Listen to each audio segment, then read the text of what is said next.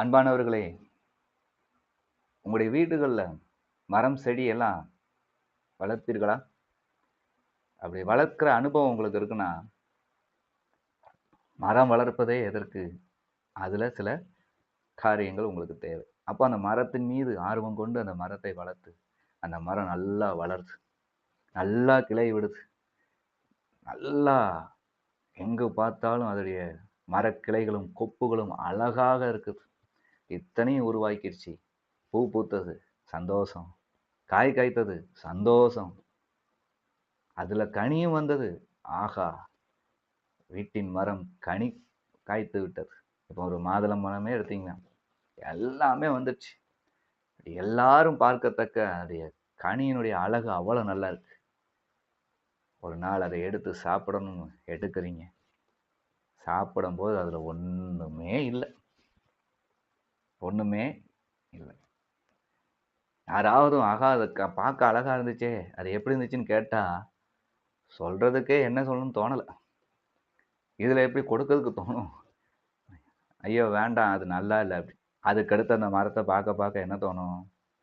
இவ்வளவு பாதுகாத்துட்டோம், இவ்வளவு வச்சுட்டோம். ஆனா இப்படி கனி தந்துருச்சே, இதுக்கு மேல என்ன பண்றது? ஒண்ணுமே பண்ண முடியாது. என்ன பண்ணுவீங்க அடுத்து? வசனத்துல பார்ப்போமா? மத்தேயு 7ஆம் அதிகாரம் 19ஆம் வசனம். நல்ல கனி கொடாத மரமெல்லாம் வெட்டுண்டு அக்கினியிலே போடப்படும். ஆமா. நல்ல கனி கொடுக்காத மரமெல்லாம் வெட்டுண்டு அக்கினியிலே போடப்படும். இவ்வளவு நேரம் இந்த மரத்தை குறித்து சொன்னது போல, மரமாகிய மனிதனாகிய உங்களை, நம்மை சிந்தித்து ஆண்டவராகிய இயேசு கிறிஸ்து அன்று என்ன இருக்கிறார்? சொல்லியிருக்கிறார். பிரயோஜனமுள்ள மரமாய் மனிதன் வளர வேண்டும்.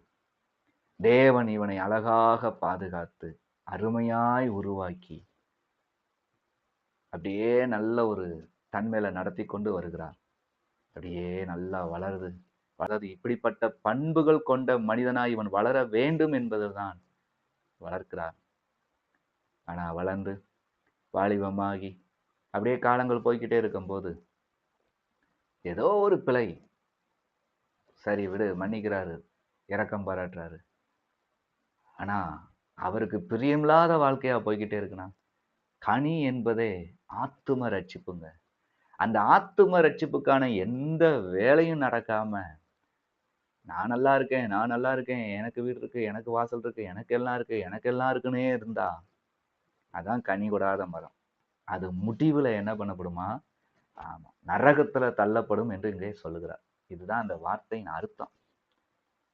புரிஞ்சு வாழுங்க. கனி கொடுக்கிறவங்களா இருங்க. கர்த்தர் தாமே உங்களை ஆசீர்வதிப்பாராக. ஆமென்.